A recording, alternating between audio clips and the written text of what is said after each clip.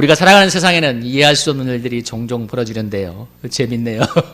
이해할 수 없는 일이 종종 벌어지는데, 세상을 보면 때로는 악한 자가 잘 사는 것 같고, 그리고 정말 열심히 착하게 살아가는 사람들이 먹고 살기도 힘든 현실을 종종 볼 때가 있습니다.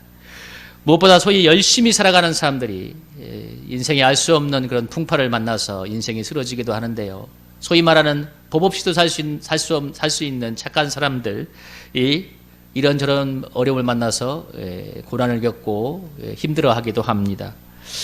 그런데 이 세상뿐만 아니라 신앙 안에서도 이해할 수 없는 일들이 많이 벌어집니다.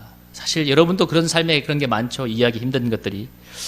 애통하는 자는 복이 있나는 책을 썼던 이 김우현 PD라는 분이 있는데, 그분이 팔복이라는 그 최춘선 할아버지의 다큐를 만든 PD인데, 그분이 두 번째 썼던 책이 애통하는 자는 복이 있나는 그런 책인데요. 그 책에서는 한 사람이 소개되고 있는데, 여기 책의 내용이 주로 하나님 나라를 위해서 헌신하다가 애통한 일을 당한 사람들의 이야기를 다루고 있습니다. 그 중에 한 선교사의 이야기가 다루어지고 있는데, 그분들이 카자흐스탄에 선교를 갔던 한재성, 김진희 선교사 가정의 이야기입니다. 그들이 아마 90년대 중반에 카자흐스탄에 가던데 약 10년의 선교를 하다가 2004년도에 그때 당시에 노무현 대통령이 카자흐스탄을 방문하기 한 달 전에 이 선교사님 가정에 강도가 들어서 이 사모님이 피살을 당했습니다. 강도 때문에. 그 선교사님은 그 충격 때문에 이제 선교를 접고 한국에 들어와서 그 당시는 이제 기도원에 들어가 계셨다고 하는데요. 이 김우현 PD가 이 선교사님을 이제 취재하면서 정말 강도 때문에 선교하러 갔다가 아내를 잃은 그 애통한 그분을 보면서 참 많이 마음을 아파했는데, 그가 그런 과정에서 한 가지 알게 된 것은 무엇이냐면, 이 땅에 복음을 전하러 온 초기 선교사 세 분이 있는데, 유명한 선교사님 세 분인데, 그분들이 전부 다 공통적인 특징이 뭐냐면 초기에 다 아내를 잃었다는 것입니다. 여기 그림에 보면 네덜란드 출신의 기칠라퍼 선교사가 한국 최초의 개신교 선교사고 최초로 한문 성경을 전해준 분인데, 이 역시 이분도 선교 초기에 아내를 잃었고, 그 옆에가 토마스 선교사, 유명한 분이죠. 1866년에 평양에 대동강에 미국의 상선인 셔머너가 왔을 때 그 셔머너를 불태운 사건이 있었죠. 이 셔머너 사건 때 순교했던 최초의 개신교 선교사가 바로 토마스 선교사입니다. 이 토마스 선교사도 이제 한국에 들어오기 2년 전에 중국에서 있다가 아내를 잃었고, 아내가 아이를 낳다가 이제 세상을 떠났습니다. 그 옆에 존 노스 선교사는 한국의 최초로 한글 성경을 번역한 분인데, 번역해서 전해준 분인데, 이분도 역시 만주에서 오랜 여행을 하다가 또 아내도 역시 너무 과로한 것 때문에 아이를 낳다가 소천하고 말았습니다. 이렇게 하나님 나라 일을 하다가 애통하는 사람들, 정말 애통한 일을 당한 사람들의 일을 적다가 그 김우현 PD가 정말 하나님 나라를 위해서 이렇게 충성하시는 분들에게 왜 이렇게 애통한 일이 생기는가, 이제 섭리를 생각해 보면서 그가 깨달은 바를 이렇게 적었습니다. 이렇게 얘기했어요. 가장 사랑하는 자를 잃은 그 상처와 애통이 하나님의 마음이다. 그가 그 책에서 그렇게 적었는데, 그가 이 하나님의 섭리를 추적하다가 이진우라고 하는 그런 이 학자의 책을 한번 보면서 그 속에서 이런 걸 발견했다고 합니다. 우리는 초기에 한국 선교에 투신한 새 선교사가 다 같이 아내를 사별하는 불행을 당하였다는 공통 사실을 발견한다. 그것이 한국 선교를 지향하는 계기와 원인이 되었다고 본다. 이는 한국의 그리스도의 씨를 파종하고자 하는 엄숙하고 간절한 섭리임을 확신하는 것이다. 사랑하는 선교사의 아내까지도 희생시켜 가며 이 거룩한 사업을 이룩하려는 주님의 뜻에 대하여 우리는 감사와 영광을 돌릴 뿐이다. 그가 그 다음에 뭐라고 책에서 적었냐면, 이진우라는 처음 들어보는 학자가 내가 생각하고 깨달았던 것을 그대로 말하고 있었다. 내가 제대로 알지 못하는 역사의 지난한 과정 속에 하나님은 당신의 나라를 회복하시기 위하여 울며 씨를 뿌리는 애통을 통하여 보이지 않게 일하고 계셨다. 당신의 아들 그리스도가 십자가에 달리셨을 때 함께 못 박히셨던 하나님이 아내를 잃고 고난을 겪는 것으로 상징된 성자들의 아픔과 복음을 전하기 위하여 애쓰던 이들의 슬픈 여정에 동참하고 계셨던 것이다. 그 애통하는 자는 복이 있나니에서 이렇게 적었는데요. 25절에 보면 이렇게 얘기하죠. 바울이 뭐라고 얘기합니까? 하나님의 신비를 너희가 알기를 원한다고 얘기하는데, 그 신비가 뭐냐면 이방인의 충만한 구원의 수가 차기까지 이스라엘이 더러는 우둔하게 된다고 하는데, 이것은 개역 성경에서는 완악하다고 표현했습니다. 정확한 표현은 완악한 것인데, 이방인이 충만한 수가 차기까지 이스라엘이 완악해지는 것인데요. 그러다가 마지막에는 다 이스라엘도 하나님께 돌아오는 이런 역사가 이루어진 것이 하나님의 신비라고 얘기하고 있습니다. 이 하나님의 택한 백성이라고 했던 이스라엘 백성은 예수님을 십자가에 못 박아 죽었던 그 죄 때문에 지난 2000년간 나라도 없이 온 세계를 떠돌면서 정말 말할 수 없는 수많은 고난과 박해를 받았습니다. 근데 이 말씀처럼 그동안에 하나님의 택한 백성 이스라엘에게는 하나님의 복음이 그렇게 미진했지만 이 2000년의 기간 동안 복음은 이스라엘에서 유럽으로, 유럽에서 미국으로, 미국에서 아프리카, 아시아로 온 세계에 엄청나게 퍼져나가게 되었는데요. 정말 엄청난 수의 이방인이 예수님을 믿고 하나님께 돌아오는 시간이 되었습니다. 하나님의 신비가 무엇이냐면 이방인의 충만한 수가 찾기까지 하나님의 택한 백성이었던 이스라엘이 완악하게 놔두는 것입니다. 그리고 완악한 가운데 있던 그 이스라엘도 마지막에 돌아오는 것인데요. 여기서 알 수 있을지 하나님의 신비는 한 단어로 요약하면 무엇이냐면 구원이라고 얘기할 수 있습니다. 하나님이 구원을 위해서 다 이 모든 것을 행하고 계신데 여기서 구원이라는 것은 예수님 믿고 천국 가는 이런 것을 단순히 얘기하는 것이 아니라 우리가 예수님을 만나고 예수님의 사람으로 변화되는 총체적인 전인격적인 삶의 변화를 얘기한다고 할 수 있습니다. 우리 인생에 수많은 이해할 수 없는 문제들, 정말 수많은 이해할 수 없는 문제들이 우리가 예수님을 만나고 하나님의 사람으로 구속되어지는 이 성화의 과정에서는 다 이해가 될 수 있습니다. 우리가 인생을 잘 살아보려고 얼마나 애를 많이 쓰고 있습니까? 저나 여러분이나 모든 사람들이, 세상 모든 사람들이 인생을 잘 살아보고 너무도 애를 쓰지만 근데 사실 인생이 마음처럼 솔직히 풀리지 않아요. 저는 지금까지 인생이 마음대로 풀린다는 사람, 아니 정말 인생이 어렵다, 인생이 안 풀린다, 힘들다는 사람을 무수히 만났지 정말 뜻하든 잘 됩니다 하는 사람 만나보지 못했습니다. 도대체 잘 된다는 사람이 누구야? 대부분 보면 19명은 괴롭대요. 너무 사는 게 너무 안 된대. 실패와 고난이 때대로 정말 시시때때로 찾아오는데요. 왜 그런지 중요한 건 우리 그리스도인들에게도 그런 일이 벌어져요. 근데 중요한 건 왜 그런지 그렇게 기도해도 모를 때가 너무 많다는 것입니다. 정말 이해할 수 없는 고난이 내게 다가올 때 꼭 뭐 죄라고 얘기할 수도 없어요. 왜 이렇게 나에겐 다가오는 것인가?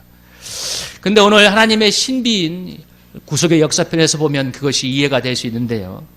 하나님의 신비가 모든 것이 합력하여 예수님의 사람이 되어가는 그런 구원에 이루어지는 것인데 그런 구속의 역사가 하나님의 신비라고 정의할 수 있습니다. 하나님이 이를 위해서 모든 것을 사용하시는데요. 우리 당신의 사랑하는 아들도 예수님도 십자가에 죽게 만드셨고 당신의 택한 이스라엘 백성도 오랫동안 완악한 가운데 버려두셨습니다. 이스라엘 백성이 예수님을 못 박아 죽인 죄 때문에 2000년 동안 나라가 없이 떠돌고 2000년 때 수백만 명이 대학살을 당했잖아요. 엄청나게 고난을 당했고 엄청난 슬픔의 민족이었는데 그런데도 그들은 아직 하나님께 돌아오지 않고 있습니다. 이방인의 충만한 수가 차기까지 완악한 가운데 있게 하는 것이 하나님의 뜻이기 때문에 그렇습니다. 하나님은 이스라엘 민족의 그 애통하고 애통한 시간들을 통해서 이방인의 구원의 역사를 이루어가고 있는데요. 마치 그 애통한 일을 당하심으로 만민에게 구원이 이르렀던 것처럼 하나님의 택한 백성이었던 이스라엘에게 애통한 사건을 통해서 하나님이 구원의 일을 이루시는 것 같습니다. 하나님이 당신의 사랑하는 아들을 십자가에 죽게 하는 그 애통한 일을 통해서 이 세상의 구원의 역사를 행하고 계신데요. 당신의 사랑하는 선교사들이 선교지에서 아내를 잇는 그 애통한 일을 통해서 하나님께서 구원의 역사를 이루어가고 있습니다. 이것이 하나님 나라의 신비인데 당신의 아들을 십자가에 죽게 하는 것으로 어떻게 구원의 역사가 일어날 수 있단 말인가? 그리고 정말 선교지에 생명을 걸고 전 인생을 걸고 나가서 선교하는 그 선교사의 사모님, 아내를 그 잃는 아픔을 통해서 어떻게 구원의 역사가 일어날 수 있단 말인가? 여러분 이성적으로 생각한다면 선교사님에게 아내를 잃게 하는 것이 아니라 더 좋은 후원자, 더 좋은 사람들, 더 좋은 환경을 주어야 하나님 선교사가 더 힘을 내서 막 힘차게 일할 것 같은데 하나님 왜 그런 애통한 아픔을 주시면서까지 선교를 하시냐는 거죠. 어떻게 구원의 역사가 일어날 수 있는가? 이 1956년에 미국의 히텐 대학을 졸업했던 지금은 3명의 선교사만 나오지만 5명의 젊은이들이 아마존의 에콰도르에 있는 아우카 부족에게 선교를 하러 떠났습니다. 이 아우카 부족은 누구냐면 외부인은 모두 죽이는 아주 호전적인 종족이었는데 그런데 이들이 선교했던 선교사 5명이 실종이 되었어요. 그래서 나중에 찾았는데 어떻게 되냐면 이 아우카 부족에 의해서 모두가 살해를 당했습니다. 우리로 말하면 순교를 한 거죠. 나중에 알려진 것은 그 5명의 선교사가 모두가 호신년 곤충을 차고 있었는데 아우카족에 의해서 죽임을 당한 그 순간까지도 어느 누구도 총을 뽑지 않았대요. 그러니까 그냥 그 총집에 권총이 그대로 있고 단 한 발의 실탄도 발사되지 않은 그대로 그냥 죽임을 당한 거예요. 미국의 신문에서 이를 두고 뭐라고 대서특필했냐면 이 얼마나 낭비냐. 미국의 그 좋은 대학을 졸업한 엘리트 젊은이들이 아마존의 미개한 부족에 가서 죽음을 당하는 게 얼마나 낭비냐고 그랬는데 그러자 이 선교자 지금 사진에 나오는 그 중간에 나오는 엘리어트 선교사의 아내가 이렇게 반박했다고 합니다. 하나님 나라를 위한 희생이 어떻게 이 낭비일 수가 있습니까? 그리고 이분이 그리고 다른 선교사님의 아내들이 선교 훈련을 받고 그 1년 뒤에 아우카 부족을 선교에 의해서 들어가는데 근데 아우카 부족은 다행히 뭐가 있냐면 여인은 죽이지 않는데요. 외부인이라 할지라도 여인은 죽이지 않는데. 그래서 이 아우카 부족에 가서 6년 동안 선교를 하고 이제 미국으로 돌아가려고 하는데 그러나 아우카 쪽에서 송별을 내렸습니다. 그러면서 마지막에 그 아우카족의 추장이 물어봤대요. 당신들 이렇게 미국에서 와서 우리를 이렇게 도와주는데 당신들 도대체 정체가 누구냐? 당신 어떤 사람들이냐? 그러니까 그날 밤에 엘리어트 선교사의 아내 엘리자베스 엘리어트가 뭐라고 얘기했냐면 바로 당신들이 6년 전에 죽였던 그 선교사의 아내들입니다. 그 얘기를 그날 밤에 했던 거예요. 너무 충격을 받았죠.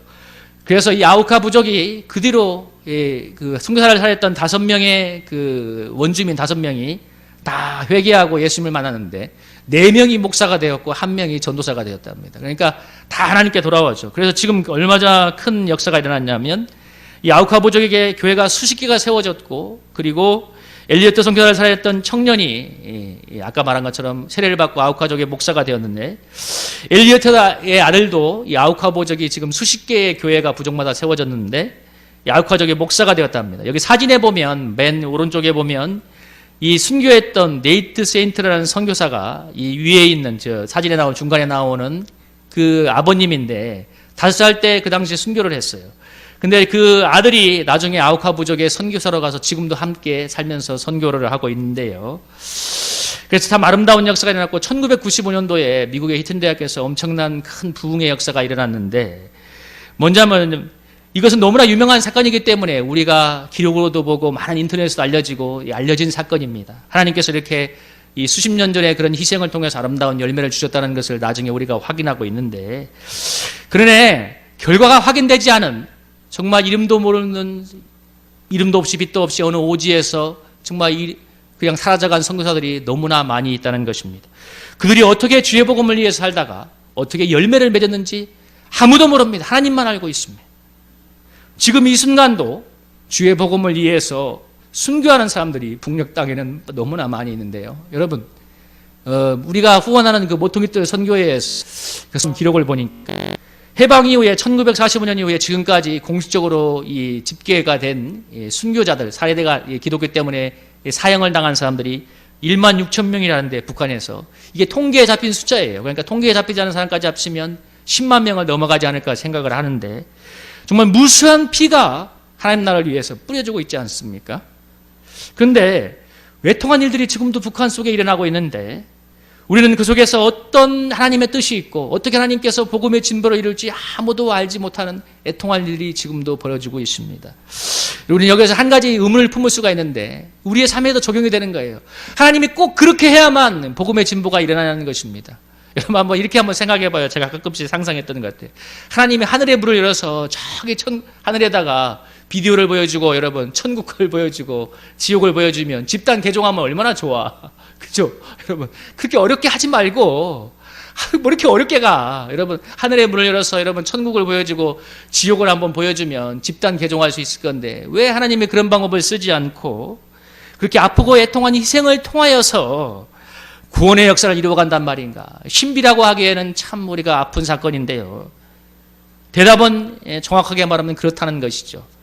하나님의 당신의 아들을 십자가에 죽게 하는 그 애통한 희생을 통해서 구원의 역사를 이루어가고 있습니다. 그게 하나님의 방법인데 하나님의 엘리어트 선교사의 순교를 통해서 그 부족의 복음화를 이루었고 북한 땅의 수많은 그리스도의 죽음을 통해서 또 북한 땅의 복음화를 이루어가고 계신데요.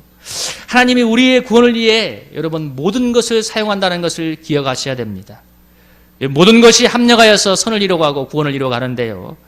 하나님이 여러분 때로는 내 속에 있는 완악함이나 다른 사람의 완악함을 통해서 구원의 역사를 이룬다는 것은 아주런 신비한 것입니다.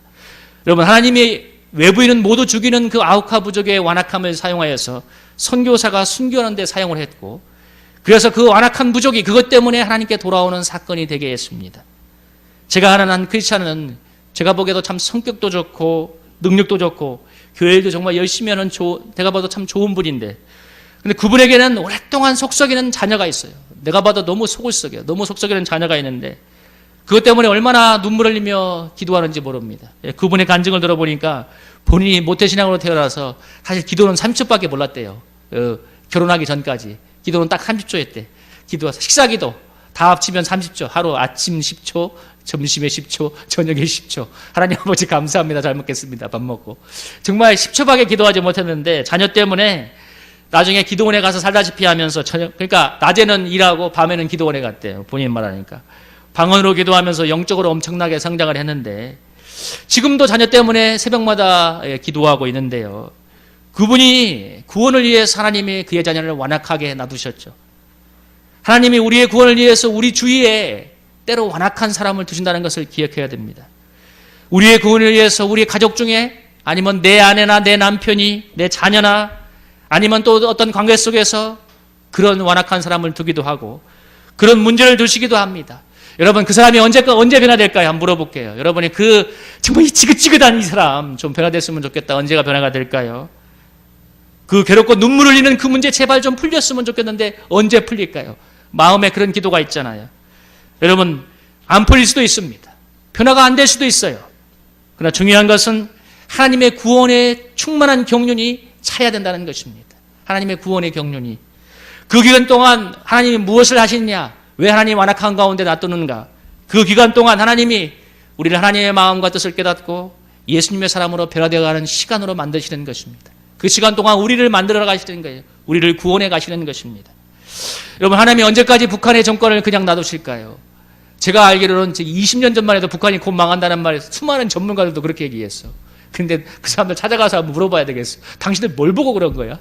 북한이 안 망한대요.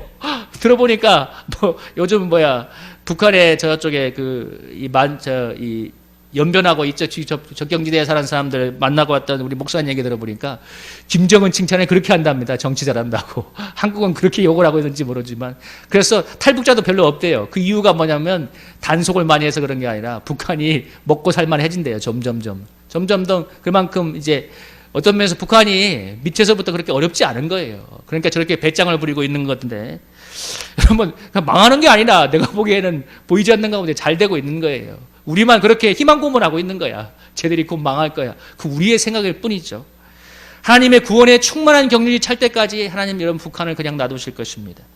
대한민국의 교회가 깨어서 기도하고 북한 땅에 선교자의 숫자가 찰 때까지 하나님이 놔두실 건데 그런데 마지막엔 그 완악하던 북한도 하나님께서 다 돌아오게 하실 것인데요.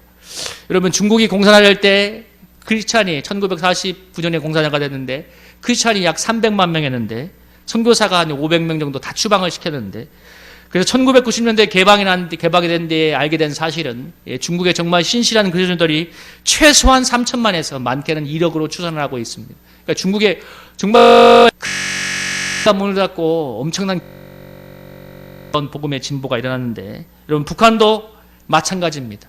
솔직히 우리 남한의 편이거든요. 우리 대한민국의 교회는 사실 붕괴한 교회는 별로 없어요. 날로 힘들다 쇠퇴해 간다 말을 하지만 여러분 저 동토의 땅에는 지금 계속 교회가 성장하고 더 믿는 자가 늘어가고 있다고 얘기합니다. 여러분 때가 되면 하나님이 북한의 땅에 복음의 꽃을 피우게 하실 것인데 하나님은 이방인의 충만한 소관할 때까지 이스라엘을 완악한 데에 놨다가 구원의 역사를 이루시는데 그래서 온 세상에 구원받는 구원의 경륜으로 이루어 가시는데요. 우리도 마찬가지예요. 하나님이 그 완악한 사람을 우리를 구원을 위해서 놔두시다가 그 문제를 그렇게 놔두다가 때가 되면 그 문제도 풀게 하시고 우리 그 완악한 사람도 돌아오게 만드십니다.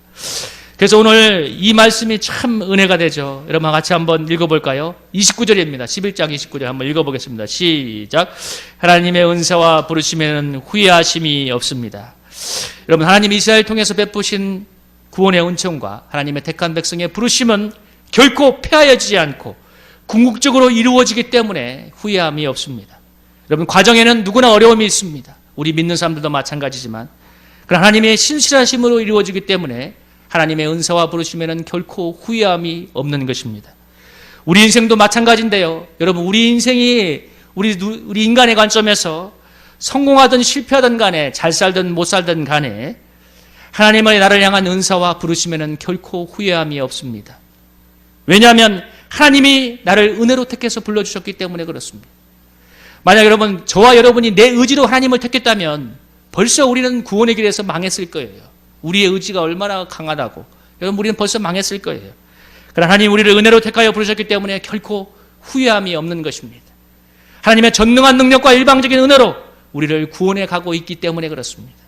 30절에서 이렇게 얘기하죠. 너희가 전에는 하나님께 순종하지 아니하더니 이스라엘이 순종하지 않음으로 이제 궁유를 입었는지라. 이와 같이 이 사람들이 순종하지 아니하니는 너희에게 베푸신 공연로 이제 그들도 공유를 얻게 하려 하심이라.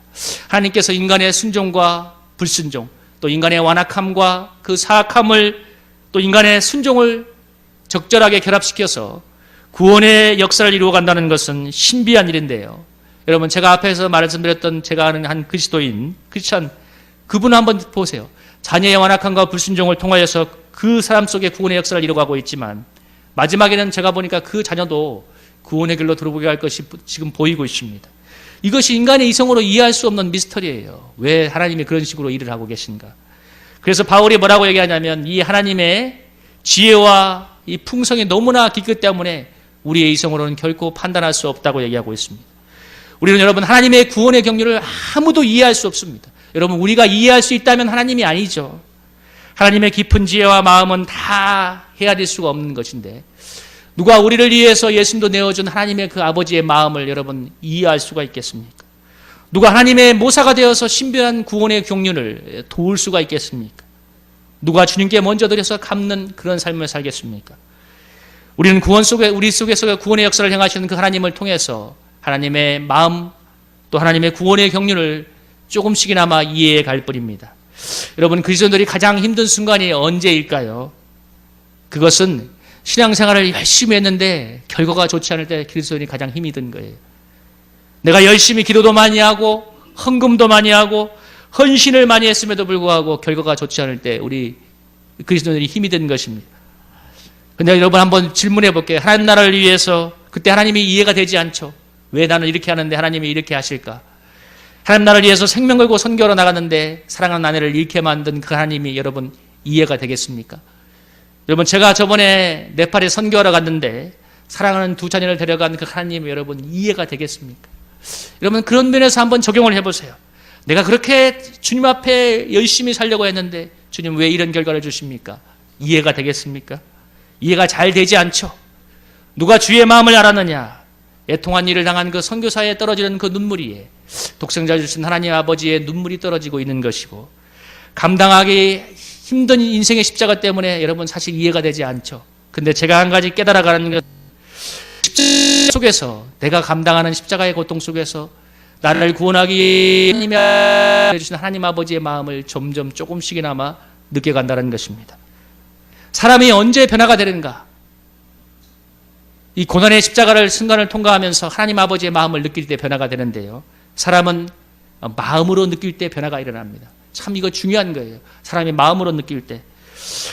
우리가 당하는 애통한 일 때문에, 어려운 일 때문에, 눈물 흘리는 그 일 때문에 주님의 마음을 느끼게 될 때 여러분 진정한 변화가 일어나는 것입니다. 그리고 하나님의 구원의 통로가 되어서 정말 그때야말로 진정으로 다른 사람의 구원을 위해서 수고하며 희생하는 사람이 됩니다. 그래서 하나님의 구원의 통로가 되어서 다른 사람을 구원할 수가 있게 되는데요. 그런 구원의 역사가 우리 가운데 벌어지고 있는 것입니다. 오스와저 챔버스가 뭐라는 거냐면 우리가 당하는 모든 일들은 하나님이 우리를 거룩하게 위한 섭리 가운데 벌어진 것이기 때문에 이 모든 것을 온전히 하나님께 의탁해야 된다고 얘기했는데 하나님이 우리를 거룩하게 하기 위해서 섭리 속에서 허락한 것이라는 것입니다.